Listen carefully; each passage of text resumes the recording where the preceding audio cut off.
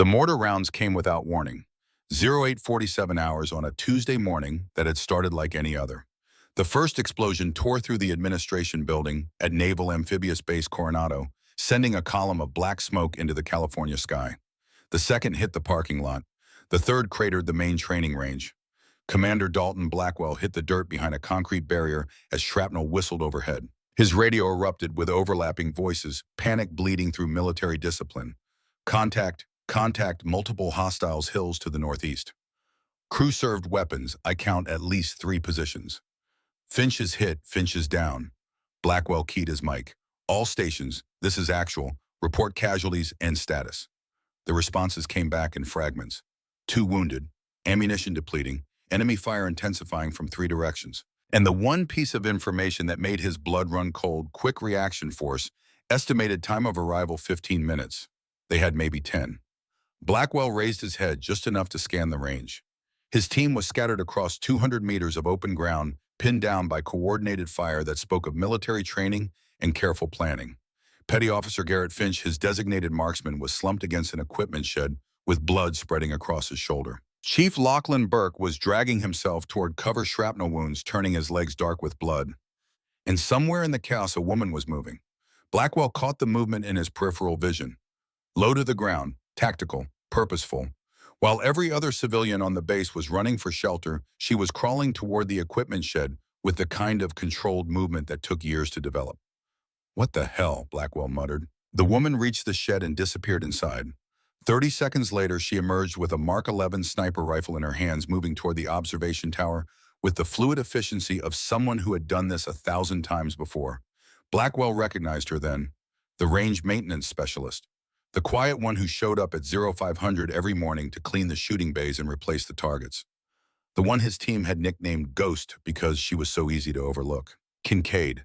Her name was Kincaid, and she was carrying a precision rifle toward an active firefight like she knew exactly what she was doing with it. 14 years earlier, the Montana wind cut like a blade across the high prairie, carrying the scent of sage and distance. Marlo Kincaid was 12 years old and her hands were shaking. "Breathe," her grandfather said. Thaddeus Kincaid stood behind her, one hand resting lightly on her shoulder. He was 73 years old, but his posture still carried the rigid discipline of the Army Ranger he had been half a century before. The winter sun caught the silver in his crew cut and the deep lines around his eyes carved there by decades of squinting through rifle scopes. "I am breathing," Marlo said. "No, you're gasping. There's a difference." The target was 800 meters downrange, a steel silhouette barely visible against the brown grass. The rifle in Marlo's hands was a Remington 700 chambered in .308, and it felt impossibly heavy. "I can't hold it steady," she said. "You're not supposed to hold it steady. Not completely. That's not how the human body works." Thaddeus knelt beside her, his knees popping. "See that shake in your hands? That's your heartbeat, your pulse. You can't stop it, so you work with it instead of against it." He reached over and adjusted her grip, moved her elbow a fraction of an inch. "You fire between heartbeats," he said. "In the space where your body goes still for just a moment. That's where the shot lives. In the quiet between the noise." Marlo closed her eyes, felt her pulse in her fingertips, counted the rhythm. Beat, beat, silence, beat. She fired in that silence. 800 meters away, the steel target rang like a bell. "That's my little ghost," Thaddeus said quietly. The nickname stuck. For the next 14 years, through high school and college, and a degree in ballistics engineering, she earned while shooting competitively under an assumed name. Marlo was her grandfather's shadow. Every weekend was spent on this same ridge learning the craft that the Army had taught Thaddeus in a war most people had forgotten. The Korean War. The Frozen Chosen. December 1950, when temperatures dropped to 30 below zero, and the Chinese Army surrounded the 1st Marine Division in the mountains of North Korea. 89 confirmed kills, Thaddeus told her once. "That's what my official record says. But little ghost, I'm going to tell you the truth because someone should know it. The real number was higher, much higher. But some of those shots, the brass didn't want to count them. Because admitting how good I was would have meant admitting how bad things got." He was quiet for a moment, staring out at the mountains. "We held that line for 17 days, he said. 40,000 Chinese against 30,000 Marines and soldiers. Everyone said we'd be slaughtered, and maybe we should have been. But we walked out of those mountains, bloodied, frozen, but we walked out. Because of soldiers like you," Marlo said. "No." Thaddeus shook his head. "Because of soldiers who did their job even when the job was impossible." That's what I'm teaching you, Marlowe. Not how to shoot. Anyone can learn to shoot. I'm teaching you how to do the impossible when everyone says you can't. He died in the spring of 2022, 3 months after Marlowe's seventh rejection from the Navy's sniper training program. His last words to her were delivered from a hospital bed, his voice rough with pneumonia, but his eyes still sharp. They'll never give you a fair shot, little ghost. So don't ask for one. Just be ready when the door cracks open. Because it will. And when it does, you kick it down. The funeral was small, a handful of Rangers from his unit, old men now standing in the Montana wind. The Army sent a color guard and a folded flag. They fired the traditional 3 volleys, and Marlowe stood dry-eyed through all of it, because Thaddeus had taught her that tears were for after the mission was complete. 2 months later, she applied for a job at Naval Amphibious Base Coronado as a range maintenance specialist. Not because it was what she wanted, but because it was close enough to the world she belonged in that she could keep the door in sight, waiting for it to crack open. She had been waiting for 2 years. Present day. Day 742. Marlowe arrived at Coronado at 0500 hours, same as every morning. The base was still dark, the Pacific wind carrying salt and the distant sound of waves against the shore. She parked her truck in the employee lot and walked to the range complex with a travel mug of coffee and a backpack containing the tools of her trade: brooms, scrapers, target repair kits, ammunition inventory sheets, the things that made her invisible.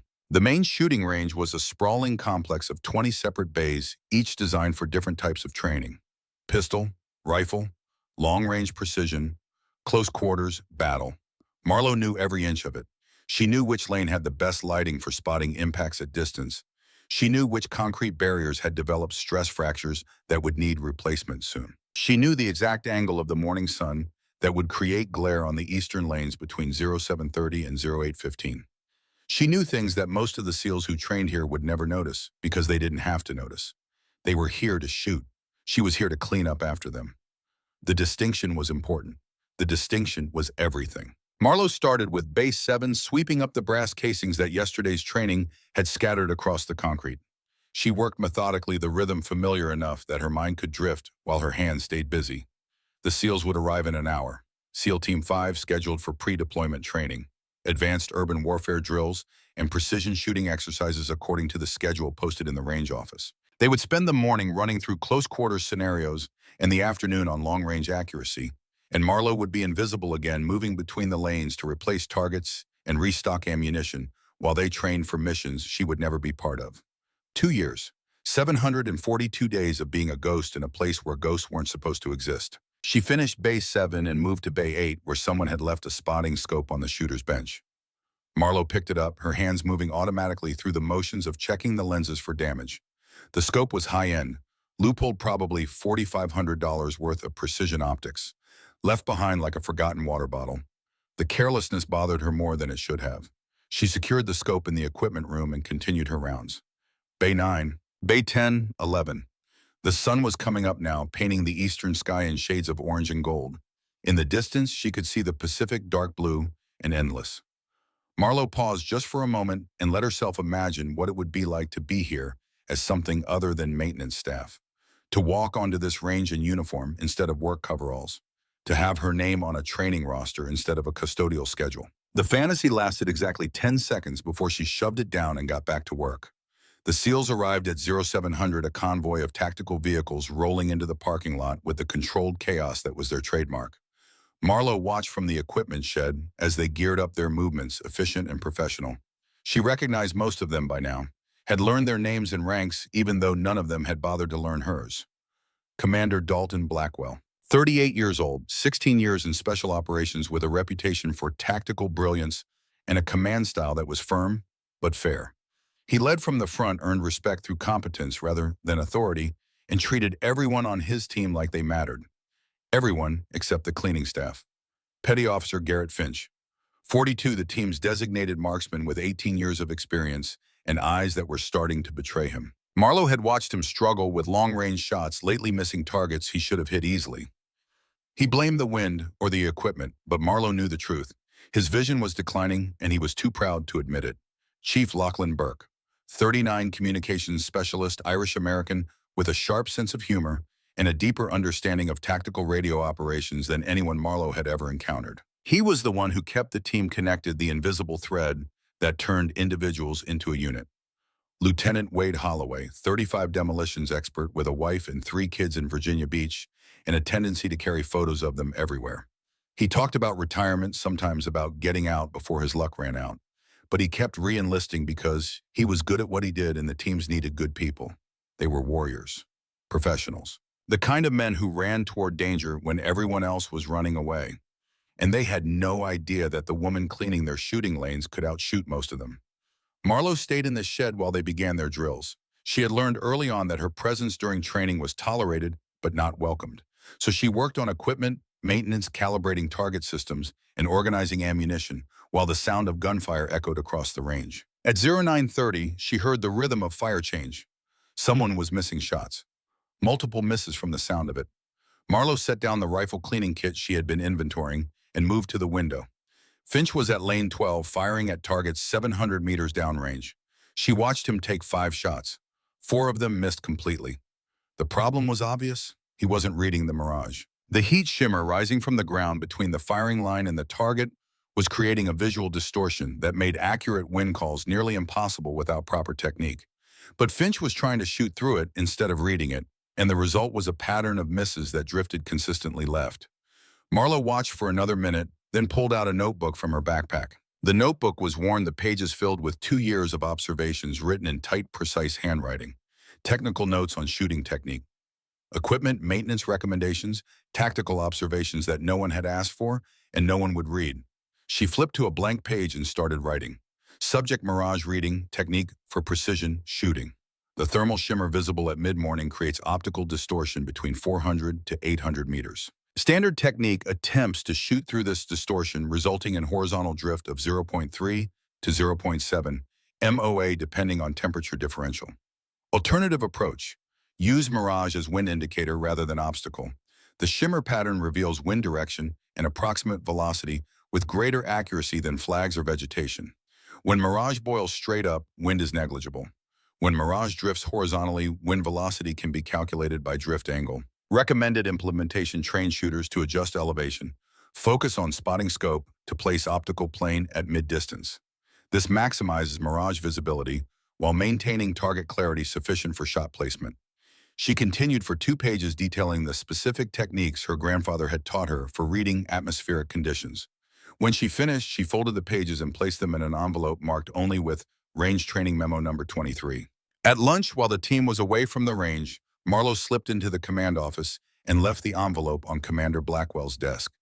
She had done this 18 times before over the past 2 years. Anonymous technical memos covering everything from rifle maintenance to ballistic calculations. None of them were signed. None of them identified her as the author. Most of them had been implemented into the team's training protocols. Marlowe had watched her recommendations become standard practice, watched the SEALs improve their accuracy and efficiency using techniques she had provided. And she had watched Commander Blackwell credit those improvements to consultation with outside experts in his after-action reports. The invisibility burned, but it was better than nothing. The afternoon proceeded according to schedule. The SEALs ran their drills. Marlowe maintained the range. The sun tracked across the sky, and the Pacific wind picked up, bringing the smell of salt and kelp. At 1500 hours, Marlowe returned to the equipment shed to complete her daily inventory.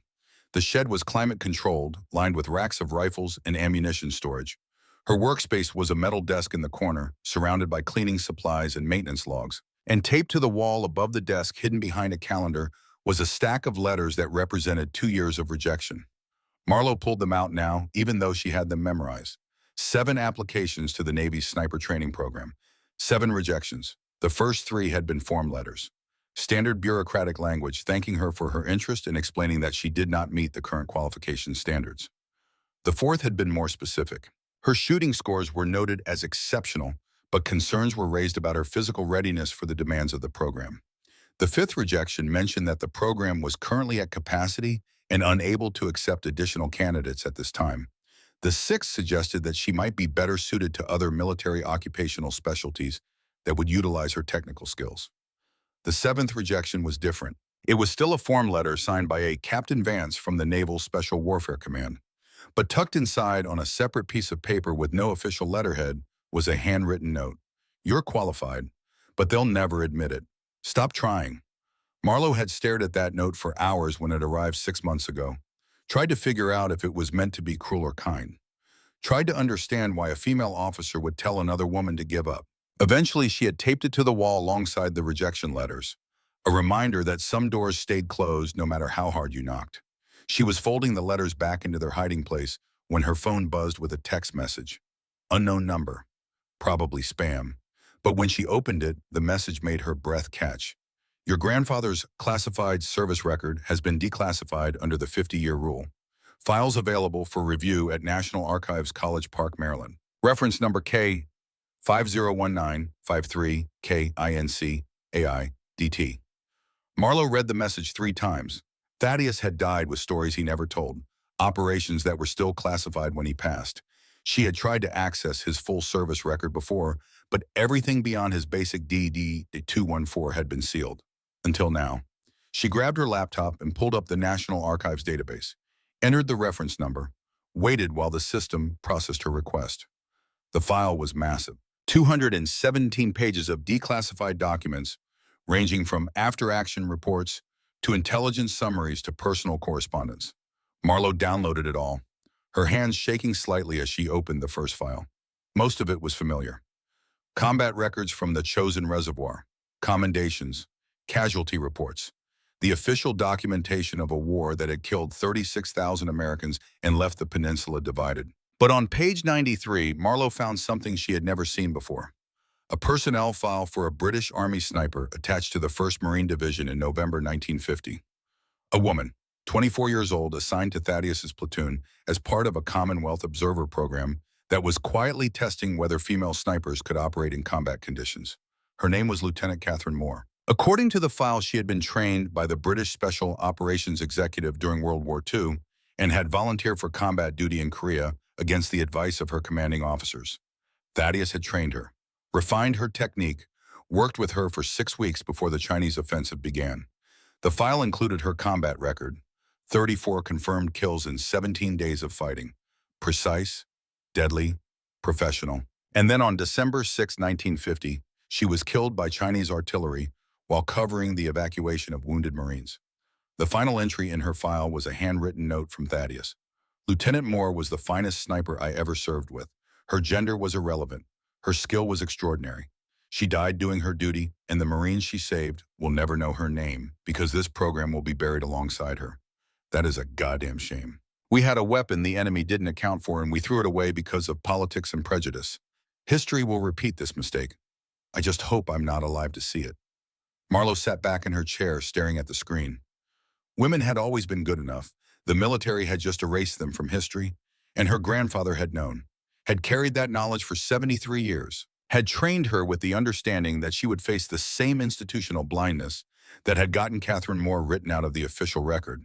The anger that rose in Marlowe's chest was cold and sharp and familiar.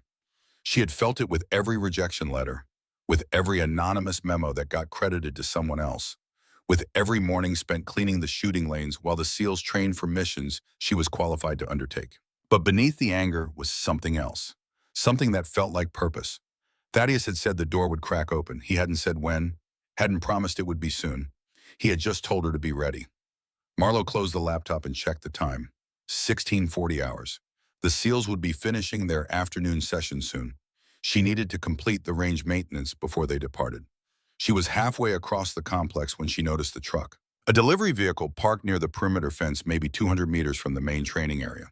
That wasn't unusual by itself. The base received shipments constantly. But something about this truck bothered her.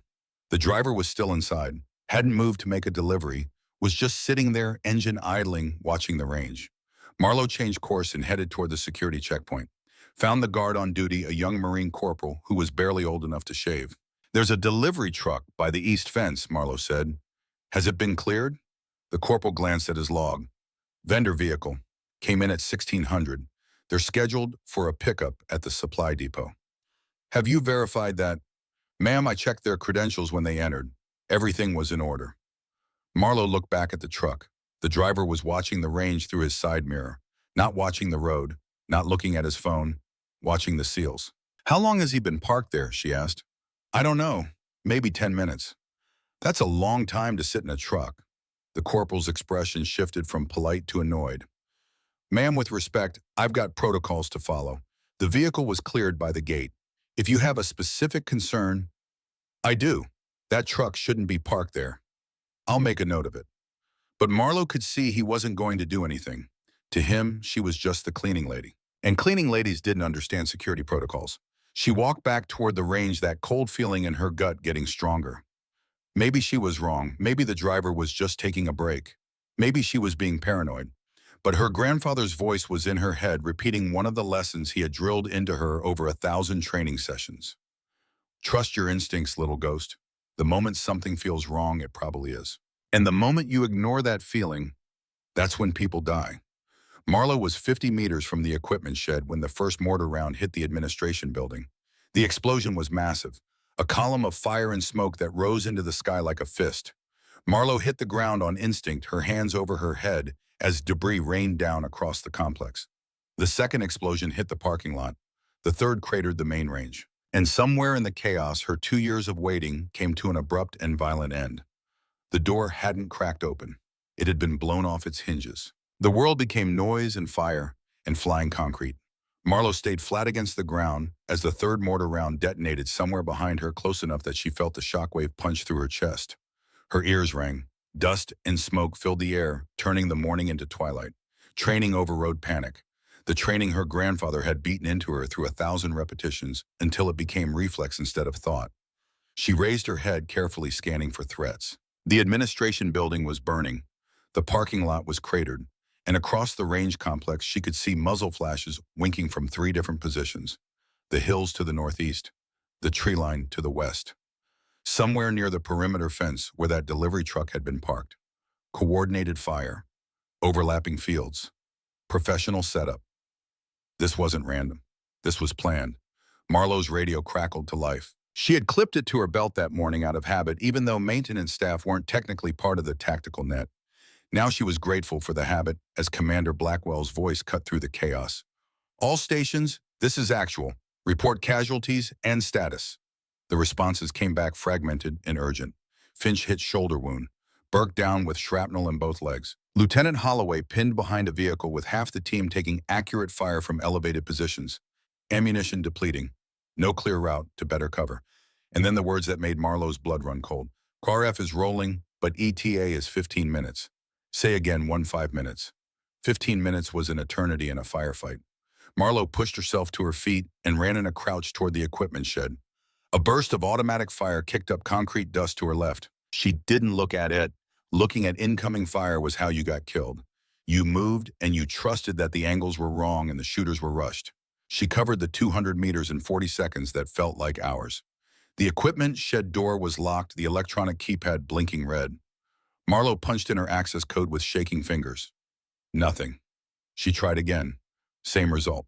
The security lockdown had engaged when the first explosion hit. Standard protocol. Seal all weapons storage until the all-clear was given. It was smart policy designed to prevent enemies from accessing base armories during an attack. It was also going to get people killed. Marlowe pulled out her phone. Her hands were steadier now, adrenaline sharpening instead of scattering her focus. She opened the utility app she had installed 6 months ago, the one that gave maintenance staff remote access to building systems for troubleshooting. The app wasn't designed for this. Wasn't meant to bypass security protocols.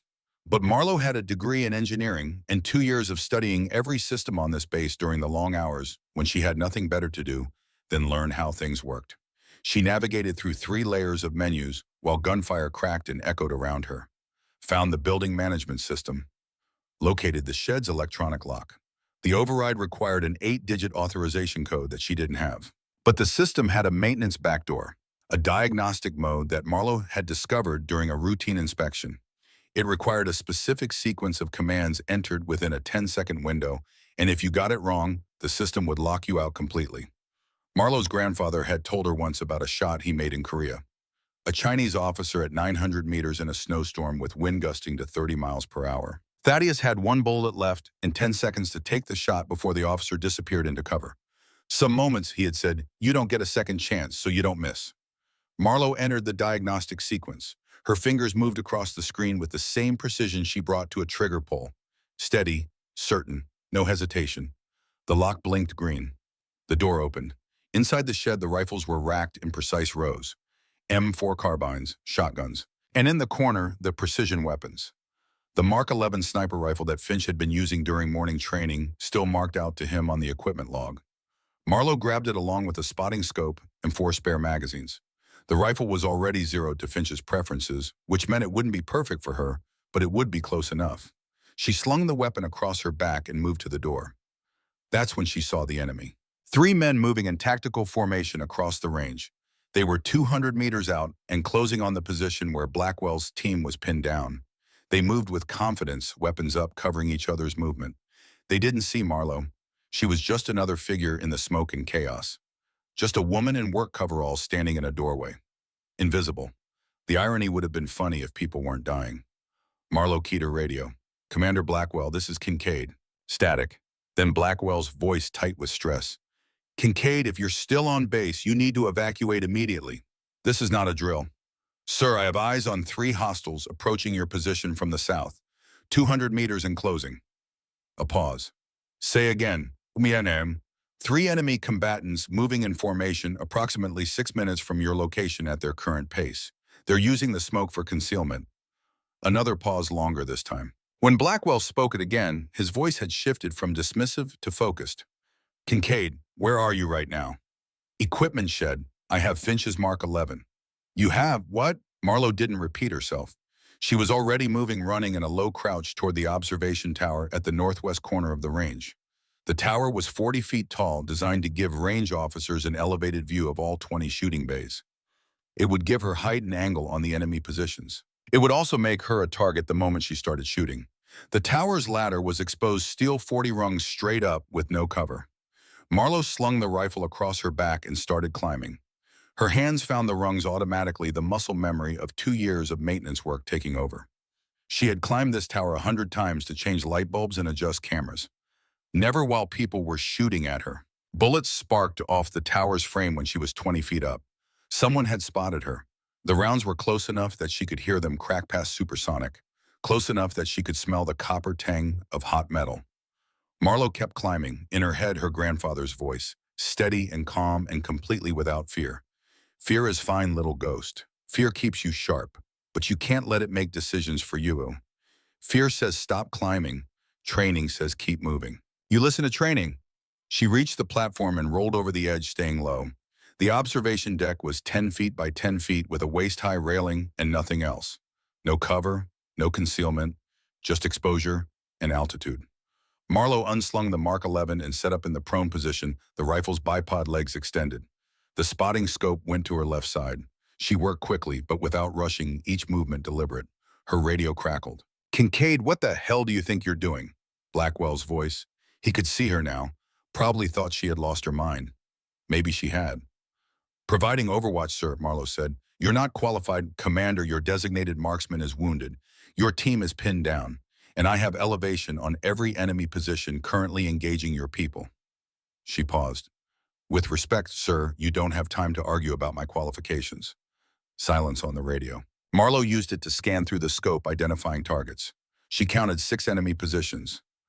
2 snipers on the hills, a machine gun team in the tree line, 3 riflemen advancing on Blackwell's position.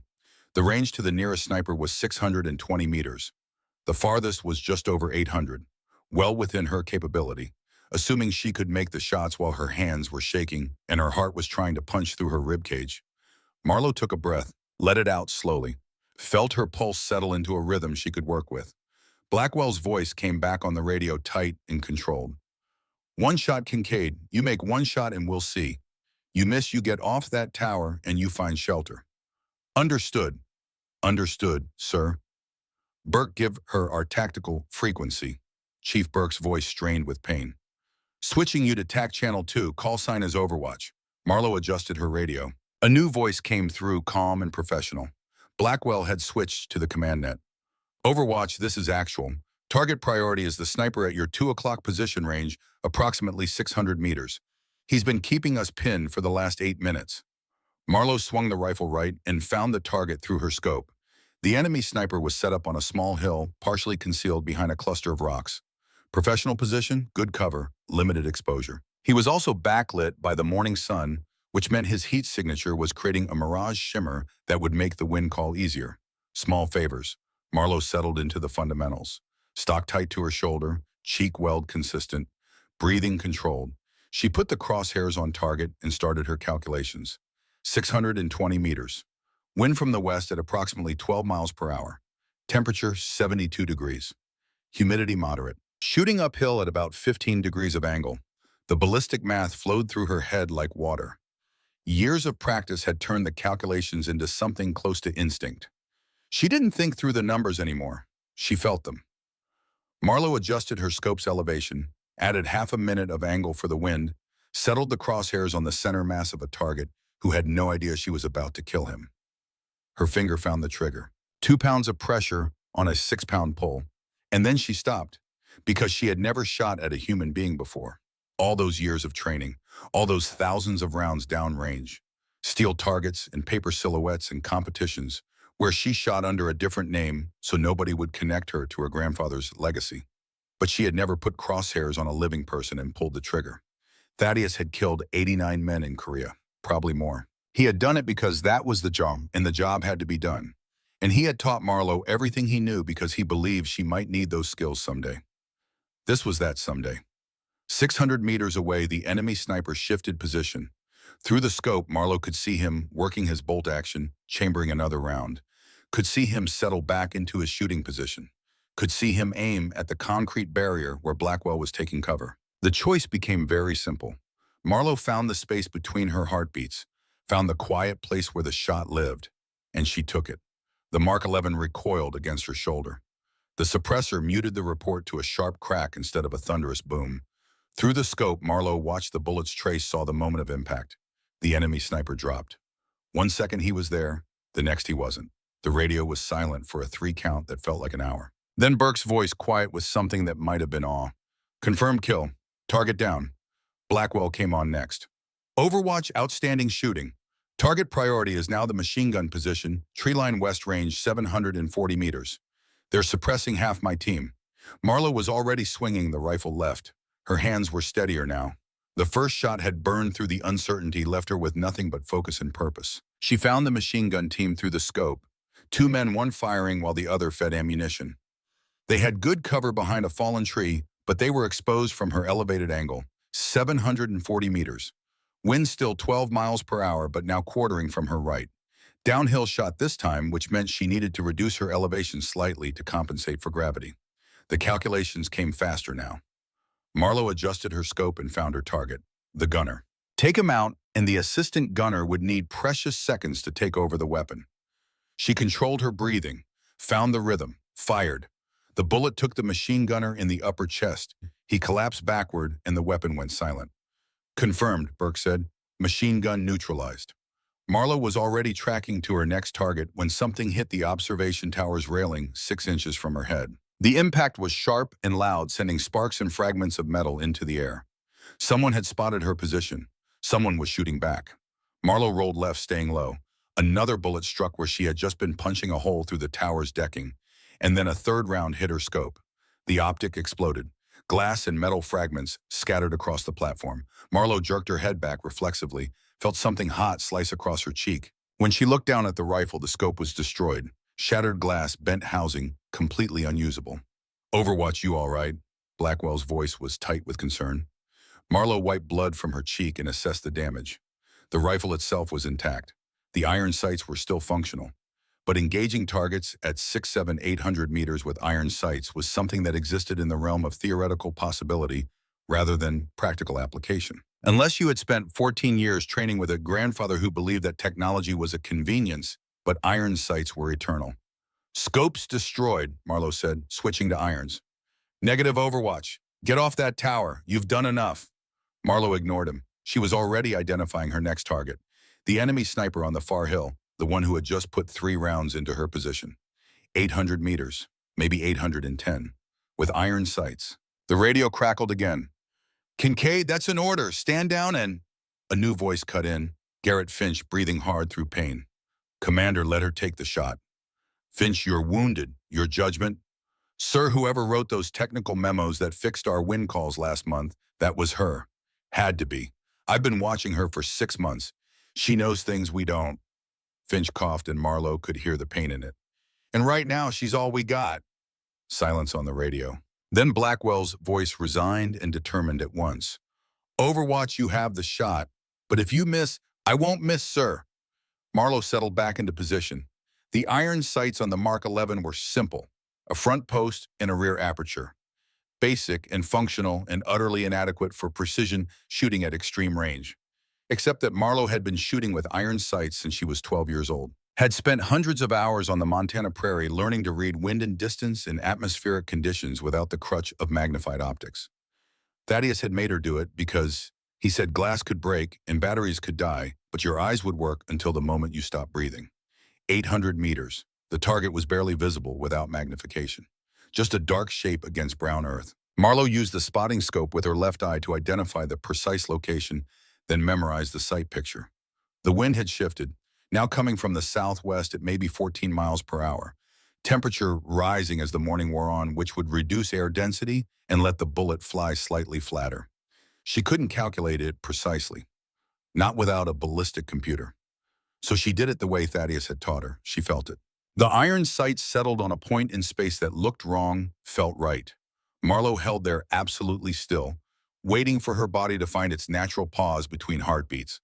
The pause came. She fired. 810 meters away, the enemy sniper dropped. The radio exploded with voices. No fucking way! Did she just confirmed kill 800 plus meters iron sights? Who the hell is this woman? Blackwell's voice cut through the chatter. Overwatch. I don't know how you did that, but we need you to keep doing it. I'm seeing movement from multiple positions. Engage targets at your discretion. Marlowe was already tracking. The enemy was reacting now, trying to reposition in response to the threat they hadn't anticipated. It made them visible, made them vulnerable. She found target number 4, a man running between cover positions carrying what looked like a mortar tube. 685 meters moving left to right. Leading a moving target with iron sights required shooting where the target was going to be, not where they were. It was instinct and experience, and a little bit of faith that the ballistic gods were paying attention. Marlowe led the runner by 2 body lengths. Fired. The bullet caught him mid-stride. He went down and didn't move. Target 5 was harder, a squad leader coordinating movement from behind a concrete wall. Only his head and shoulders were visible, and only intermittently. 590 meters. Marlowe waited. Patience was half of sniping. The other half was not missing when patience paid off. The target leaned out to check his team's position. 3 seconds of exposure. Marlowe used a technique Thaddeus had taught her from his Korea days. A ricochet shot. She aimed not at the target, but at the concrete wall beside him, calculating the angle so the bullet would skip off the hard surface and hit him from the side. It was a trick shot, the kind of thing that worked in training maybe 1 time in 5. This time it worked. The bullet sparked off the concrete and took the squad leader in the neck. He dropped and the enemy formation started to collapse. Target 6 was the last sniper, 710 meters prone position, well camouflaged. Marlowe found him through a combination of the spotting scope and pure tactical intuition. He was exactly where she would have set up if the positions were reversed. Good cover, good elevation, good field of fire. She put the iron sights on his position and waited. Snipers were patient, but they also had to shoot eventually. And when they shot, they exposed themselves. 30 seconds passed. A minute. The enemy sniper fired at Blackwell's position. The muzzle flash was brief but unmistakable. Marlowe fired half a second later. Through the spotting scope, she saw the target collapse. 6 targets, 6 kills, 18 minutes from the first shot to the last. The radio traffic had gone quiet. Marlowe scanned for additional threats, but the enemy was pulling back. She could see them retreating toward the perimeter, moving fast and staying low. Overwatch, this is actual. Blackwell's voice was different now. Steady, but with an undertone of something that might have been respect. I'm showing enemy forces withdrawing to the northeast. QRF is 1 minute out. You can stand down. Marlowe safed the rifle and let out a breath she hadn't realized she was holding. Her hands were shaking now, adrenaline crash hitting hard. She looked down at her palms and saw blood. At some point during the engagement, she had gripped the rifle hard enough to split her skin open. She hadn't noticed. Below, she could see the SEALs emerging from cover.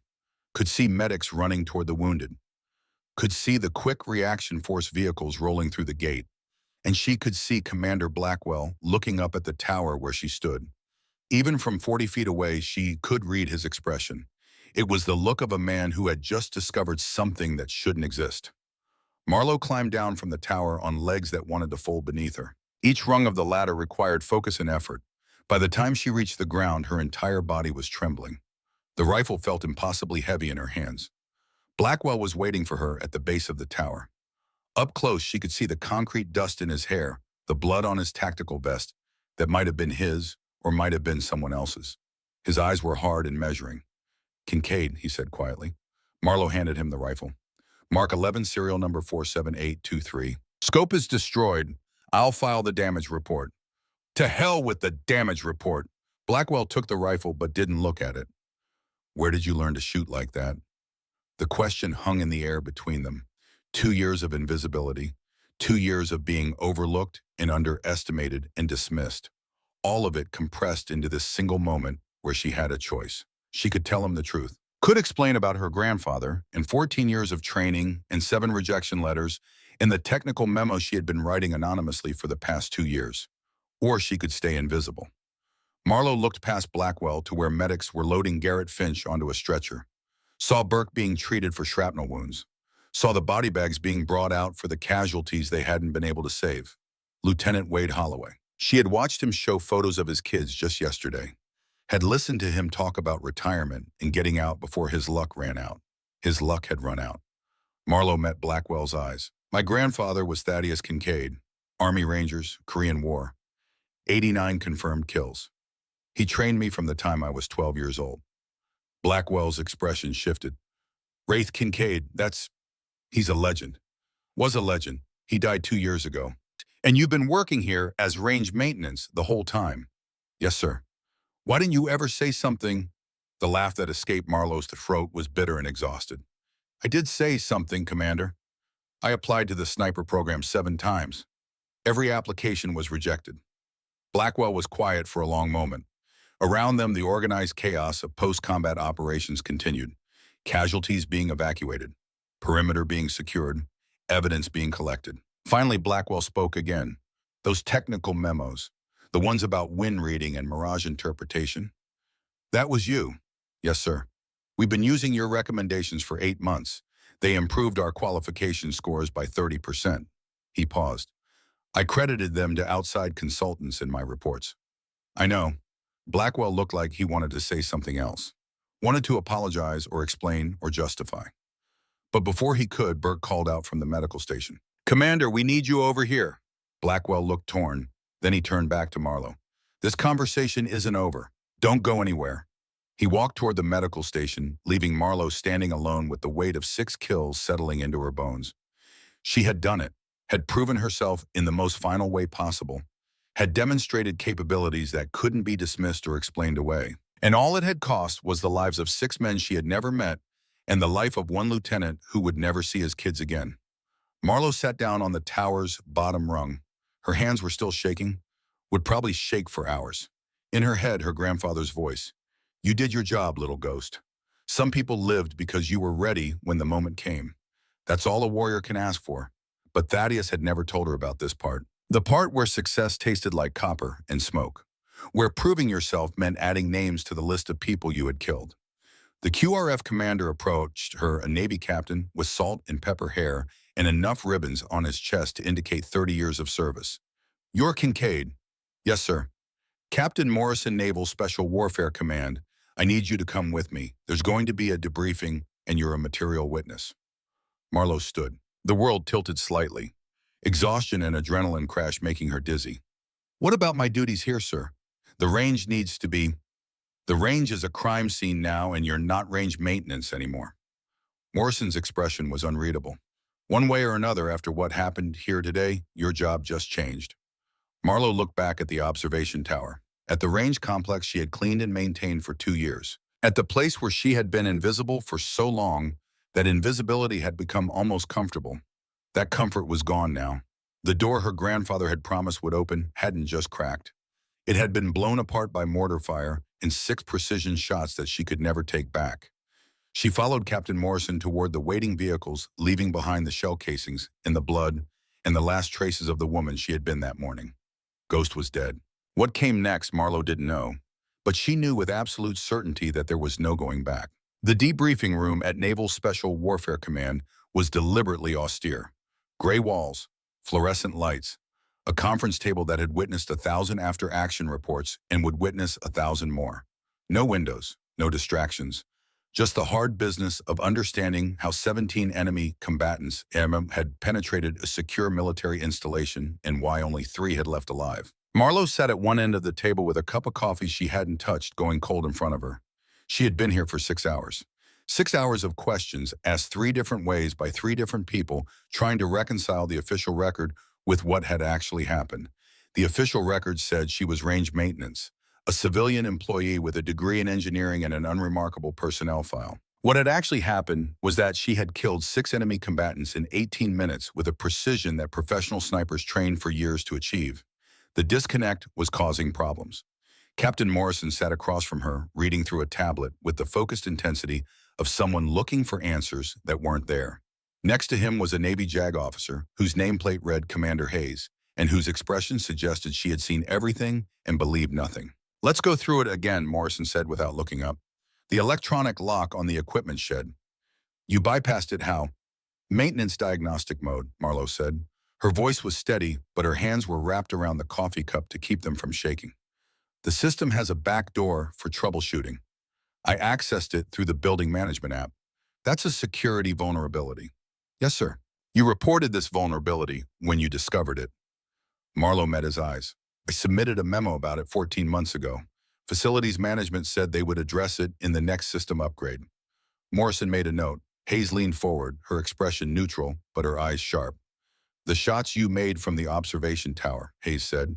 "Can you walk us through your target selection process?" "Commander Blackwell designated the first target. After that, I prioritized based on threat assessment. Enemy snipers first, then crew-served weapons, then command and control. And when your scope was destroyed, you continued engaging targets using iron sights." "Yes, ma'am." "At ranges exceeding 800 meters." "Yes, ma'am." Hayes was quiet for a moment. "Ms. Kincaid, I've reviewed your personnel file. There's nothing in it that indicates advanced marksmanship training. No military service, no competitive shooting background. How do you explain your performance?" This was the 3rd time they had asked the question. The 3rd time they had tried to find inconsistency in her answer. "My grandfather was Thaddeus Kincaid," Marlowe said. "Army Rangers, Korean War. He trained me from age 12 until his death 2 years ago."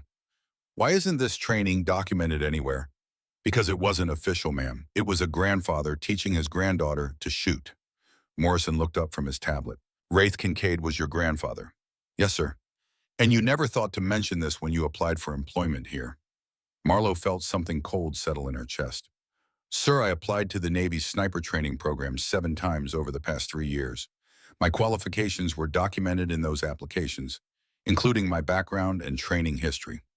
Morrison and Hayes exchanged a look that Marlowe couldn't quite read. "Those applications were rejected," Hayes said carefully. "Yes, ma'am, all 7 of them." The debriefing continued for another hour before they finally released her. Morrison escorted her to the door, his expression unreadable. "Ms. Kincaid, you're not under investigation, but there will be follow-up questions. Don't leave the San Diego area without notifying this office." "Understood, sir." The Navy had put her up in base housing, a small room with institutional furniture and windows that looked out at nothing. Marlowe made it inside, closed the door, and locked it before her legs gave out. She sat on the floor with her back against the wall and stared at her hands. They were shaking, had been shaking since she climbed down from the observation tower. She had killed 6 men with hands that were rock-steady breath control, that was perfect triggers discipline, that would have made her grandfather proud. But now, in the silence of a room where nobody was shooting at her, she couldn't make them stop shaking. Marlowe forced herself to stand. Shower, change into civilian clothes.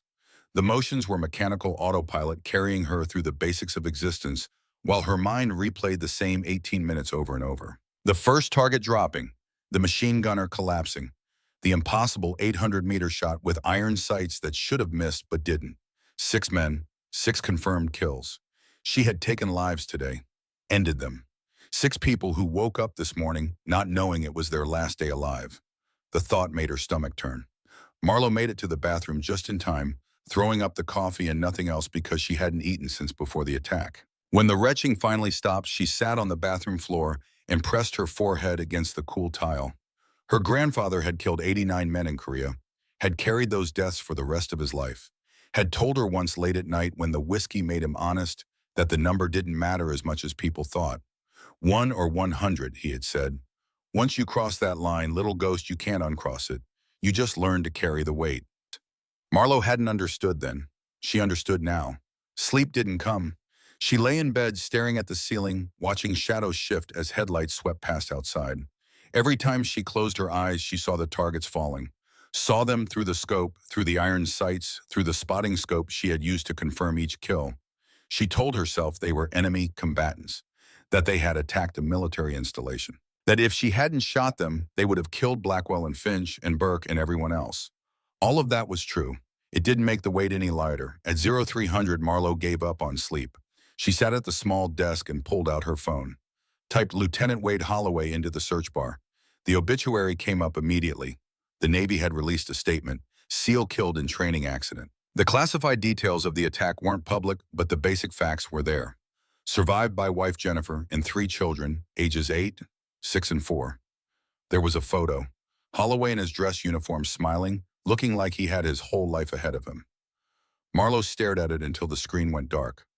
She had saved 11 lives today. That's what Morrison had said during the debriefing. 6 enemy kills had prevented the death or injury of approximately 11 friendly personnel. But one friendly was already dead. One husband and father who had shown her pictures of his kids just yesterday, who had talked about retirement and getting out before his luck ran out. His luck had run out. And Marlo had been 40 feet above him, focused on her shooting, while he bled out on the concrete below. She opened her notes app, started typing. Mrs. Holloway, you don't know me. My name is Marlo Kincaid. I was at Coronado when your husband died. She deleted it. The words looked wrong, felt inadequate.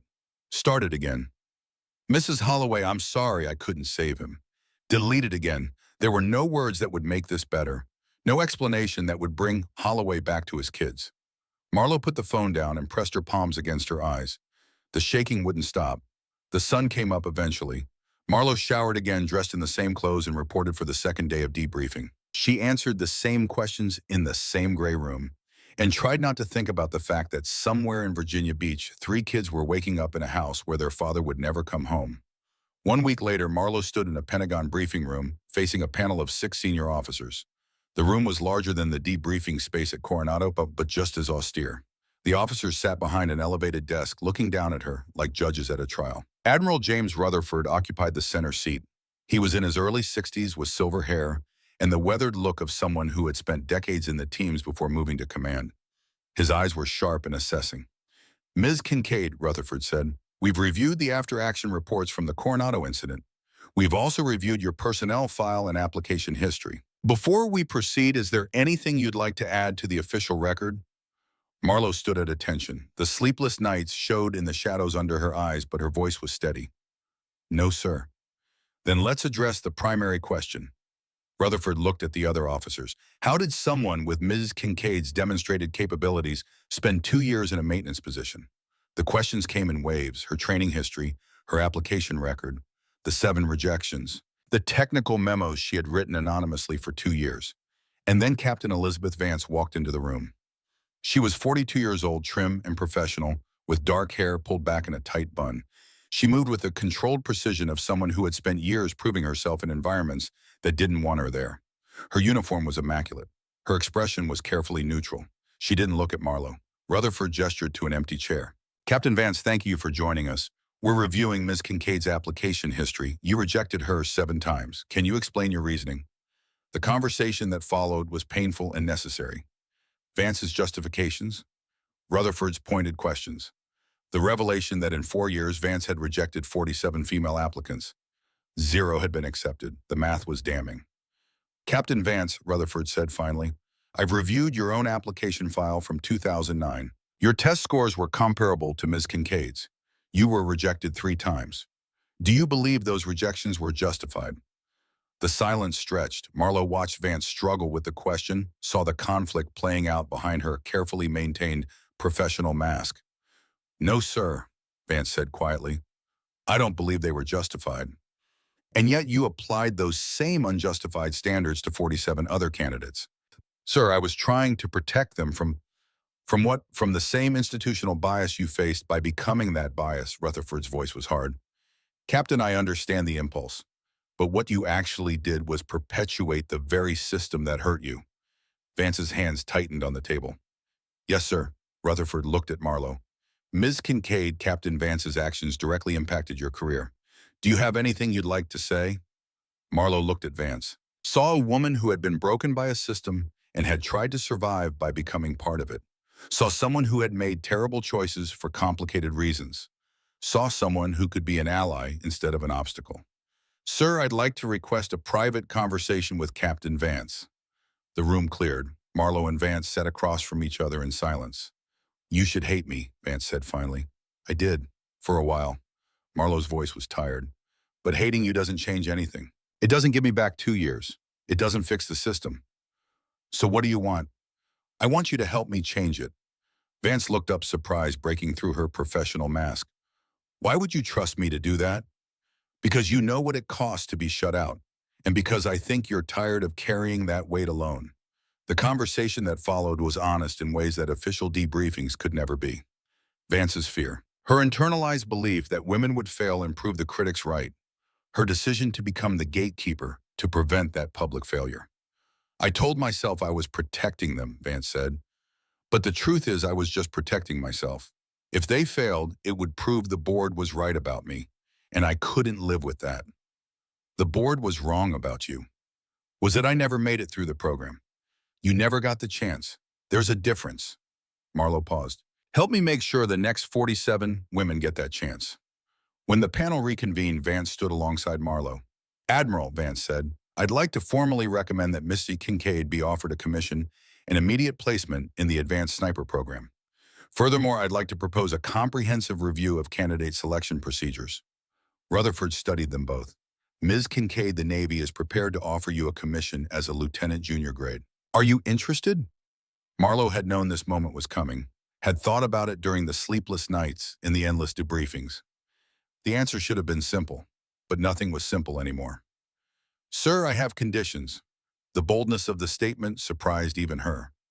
But she had earned the right to set terms. 6 confirmed kills and 1 dead teammate had bought her that much. First, Marlowe said, I want the candidate selection review to happen before my commission, not after. I won't accept a position if the system that rejected me is still in place to reject others. Second, I want Captain Vance involved in the review process. Throwing her away to make this politically clean would be a waste. Commander Hayes looked shocked. Ms. Kincaid, defending the officer who blocked your career doesn't serve your interests. It serves the interests of the next woman who applies, ma'am. That's what matters. Blackwell, who had been sitting quietly to the side, spoke up. Admiral Ms. Kincaid has earned the right to set terms. She saved my team. If she walks because we won't meet these conditions, we're the ones who lose. Rutherford considered this. Finally, he nodded. All right, we'll do this your way. But Ms. Kincaid, understand this. You're going to be under a microscope. Can you handle that? Marlowe thought about her grandfather, about 14 years of training in secret, about 2 years of being invisible, about 6 men she had killed and 1 she hadn't been able to save. Yes, sir, I can handle it. The funeral was held at Arlington National Cemetery on a cold morning in November. Marlowe stood in the back, out of place in her new uniform that still felt like it belonged to someone else. She watched the honor guard fold the flag with mechanical precision, each movement practiced and perfect. Jennifer Holloway sat in the front row with 3 small children.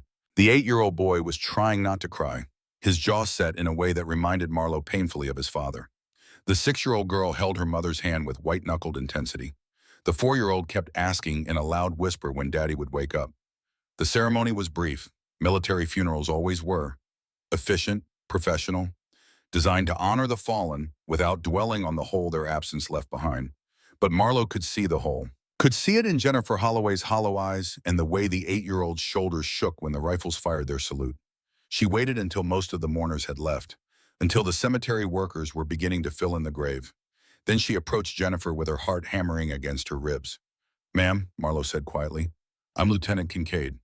I was at Coronado when it happened. Jennifer Holloway looked at her with red-rimmed eyes that had cried themselves dry. You're the one who killed the attackers. Yes, ma'am. Wade mentioned you once, said there was a woman on base who knew more about shooting than half the team, but nobody would listen to her. Jennifer's voice was hollow, scraped raw. He thought that was bullshit. Marlo didn't know what to say.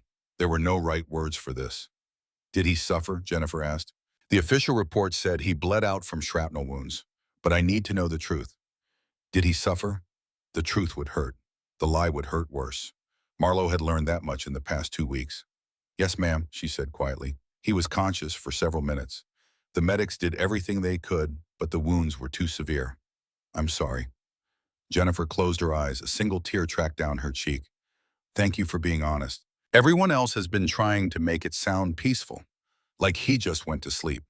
But Wade deserved better than comfortable lies. Ma'am, your husband maintained his position during the attack. His covering fire allowed the team to reach better cover. If he hadn't done that, the casualties would have been much higher. He always said his job was to make sure his guys came home. Jennifer's voice cracked. I just wish someone had made sure he came home too. Yeah. The words hit Marlo like a physical blow. She had saved 11 lives, but she hadn't saved the one that mattered most to the woman standing in front of her. Jennifer reached into her purse and pulled out a small brass compass, battered and worn from years of hard use. He carried this on every deployment, Jennifer said. Told the kids it always brought him home safe. I want you to have it. Ma'am, I can't. Yes, you can. You're training snipers now, right? Teaching them. I will be, ma'am. Then teach them to come home. Teach them to be so damn good that they don't have to be heroes, that they can just do their job and come home to their families. Jennifer pressed the compass into Marlo's hand. Her grip was fierce. That's what Wade would have wanted. That's the only thing that makes any of this mean something. Marlo looked down at the compass. The brass was warm from Jennifer's hands. The needle pointed north, steady and true despite everything. I promise, ma'am, Marlo said. I'll make sure they come home. She carried that promise with her through the next 6 months. Through the completion of her own training, where every evaluation felt like a test designed to prove she didn't belong. Through the development of new curriculum that challenged decades of established doctrine. Through the late nights when the shaking wouldn't stop and the faces of 6 dead men haunted what little sleep she could find. The compass sat on her desk while she worked. A reminder that every student she would train was someone's husband or wife, son or daughter. That excellence wasn't about glory or validation or proving the critics wrong. It was about making sure they came home. 6 months later, Marlo stood at the front of a classroom at the Naval Special Warfare Training Facility. The room was filled with 20 students, 18 men and 2 women, all of them selected for the Advanced Sniper Program under the new blind evaluation protocols that Vance had helped implement. She wore the silver bar of a lieutenant junior grade on her collar. The uniform still felt strange, but less so than it had at Holloway's funeral. She was growing into it, learning to carry the weight of the rank and the responsibility it represented. The rifle in her hands felt exactly right. Good morning, she said. I'm Lieutenant Kincaid. Over the next 12 weeks, I'm going to teach you precision marksmanship. Not the way it's always been taught, but the way it should be taught. She moved to the whiteboard and began writing. Ballistic formulas, wind-reading techniques, the mathematics of distance and gravity and atmospheric conditions that most shooters treated as black magic, but was really just applied physics. Most of you have been told that the sniper training is about natural talent, Marlo continued, that some people have the gift and others don't. That's bullshit. What separates a good shooter from a great one isn't talent. It's understanding. And I'm going to teach you to understand every variable that affects your shot. Because when you understand, you control. And when you control, you survive. And survival means you get to go home. In the back row, Private Emma Thorne sat with a notebook open in absolute focus on her face. Thorne was 19 years old, barely qualified for the program, and trying to prove she belonged. The old selection board would have rejected her. The new board had seen her potential. At the range that afternoon, Marlo worked with the students individually. She corrected stances, adjusted breathing techniques, watched them struggle with concepts that would eventually click into place through repetition and understanding. When she reached Thorne, the young private was shaking. First-day nerves combined with the pressure of being one of only 2 women in a class where every eye was watching to see if she would fail. You're overthinking it, Marlo said. Ma'am, I can't get the sight picture right. The reticle won't settle. That's because you're trying to force it to be still. Your body moves, your heart beats. The reticle is going to move with it. You don't fight that movement. You work with it. Marlo demonstrated the technique her grandfather had taught her 14 years ago on a Montana ridge, showed Thorne how to find the rhythm of her own heartbeat, how to fire in the space between the pulses where the body went momentarily still. Thorne tried again. The shot was better. Not perfect, but better. Good, Marlowe said. Now do it again. And again. Until your body learns the rhythm without your brain having to think about it. By the end of the day, Thorne had made progress. Small, incremental improvement that would build over weeks and months into genuine competence. As the students were leaving, someone called out from the doorway. Lieutenant Kincaid. Marlowe turned. Garrett Finch stood there, his arms still in a sling from the shoulder wound, but his eyes clear and determined. Finch, what are you doing here? Requesting permission to join your course, ma'am. Marlowe studied him. You're still recovering. Medical cleared me for light duty, and I need this. Finch stepped forward. Ma'am, I've been a sniper for 18 years. Thought I knew everything there was to know. But watching you work reading the technical memos you wrote, I realized I've been doing it wrong. Or at least not as right as it could be. You're a damn good shooter, Finch. I'm a good shooter who's losing his edge. My eyes aren't what they were. I need to adapt, or I need to retire. He met her eyes. I'd rather adapt, if you'll teach me. Marlowe felt something shift. Finch had advocated for her when it mattered, had convinced Blackwell to let her take the shot that saved the team, had seen her when others hadn't. You're in, she said. Class starts at 0600 tomorrow. Don't be late. Wouldn't dream of it, ma'am. 3 months into the program, the students took their final evaluation. A 1,000-yard shot in variable wind conditions with moving targets. The kind of test that separated those who understood the science from those who were just good at pulling triggers. Marlowe watched from the observation tower, the same tower where she had made 6 kills with hands that wouldn't stop shaking afterward. The shaking had gotten better, not gone, but manageable. She had learned to live with it the way her grandfather had lived with his own ghosts. Private Thorne was up. The young woman who had barely qualified, who had shaken so badly on day one that she couldn't hold the reticle steady. Marlowe watched her work through the problem, saw her check the wind, calculate the lead for the moving target control, her breathing the way she had been taught. Saw her fire. 920 meters downrange, the target fell. First shot hit. Marlowe felt her grandfather's presence like a hand on her shoulder. This was what he had been training her for. Not just to shoot, but to teach. To pass on the knowledge to someone who would pass it on again.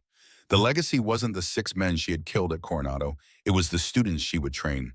The ones who would learn to be so good that they could do their job and come home to their families. That evening, Marlowe drove to the small house she had rented outside San Diego. Inside on her desk was the notebook she had kept for 2 years at Coronado. 2 years of observations and technical notes and ideas that no one had asked for. The notebook had been published as an official training manual. The Kincaid Method: Precision Marksmanship for Modern Warfare. Her name, her grandfather's legacy, her promise to Jennifer Holloway made real. Next to the manual sat Wade Holloway's compass pointing north. Marlowe picked it up. The brass was cool now, the warmth of Jennifer's hands long faded, but the needle still pointed true. She opened her laptop and began working on lesson plans for the next training cycle.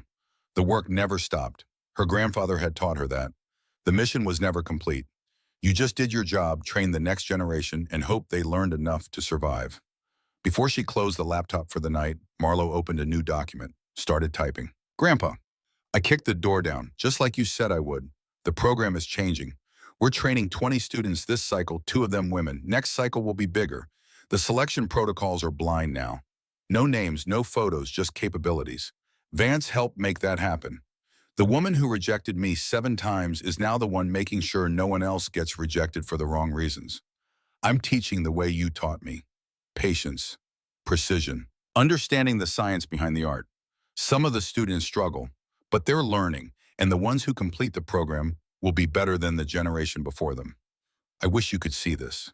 Wish you could meet Thorne and Finch and the others. Wish you could tell me if I'm doing it right. But I think I know what you'd say. You'd say, stop wishing and get back to work. I killed 6 men at Coronado. I think about that every day. About the weight of those deaths and what they cost, and whether I made the right calls.